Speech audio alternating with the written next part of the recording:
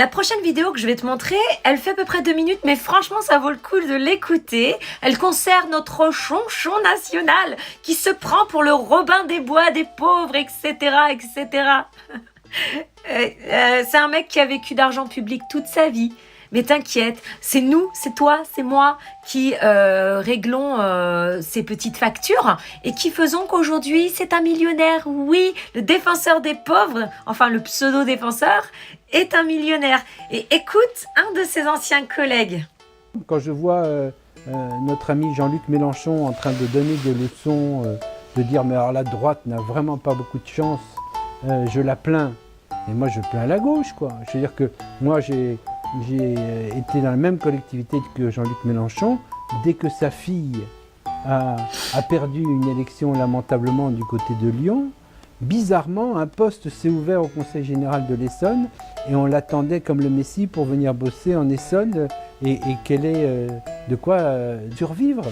La nonchalance vis-à-vis des postes et des fonctions, elle est généralisée. Moi, et Jean-Luc Mélenchon, comme les autres, pour lui, il était normal parce que c'est quelqu'un qui a toujours vécu des fonds publics. Enfin, je ne sais pas si jamais il a travaillé un jour un petit peu dans sa prime jeunesse, mais je ne suis pas sûr.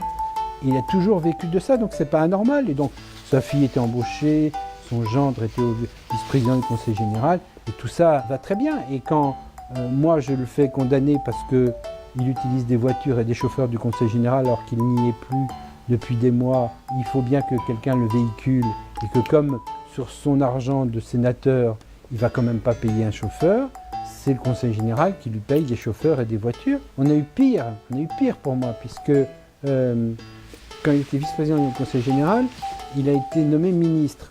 D'ailleurs, pas un mauvais ministre, pas un mauvais secrétaire d'État. Il devait avoir une rémunération entre 2000 et 2500 € par mois, comme vice-président du Conseil général et membre de la commission permanente, mais on ne le voyait jamais. Il était chargé de la communication parce que le budget de la communication était très opaque, il était chargé de ça, mais ça ne le dérangeait pas de toucher toutes ces indemnités, tout en touchant l'indemnité de ministre.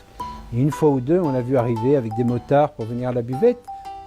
Pour ceux qui pensent encore que Jean-Luc est un humaniste, c'est juste un opportuniste. Hein. Je vous dis pas la putain de retraite qu'il doit avoir avec ce qu'il a cumulé. Le mec n'a jamais bossé de sa vie. En tout cas, il s'est jamais cassé un ongle au travail. Et il a des villas, des trucs, c'est sympa. Il a un beau petit patrimoine. Hein. Voilà. Allez, bonne chance à tous. Hein. Et puis, si tout ça ne vous ouvre pas les yeux, eh bien, restez dans votre déni. Hein.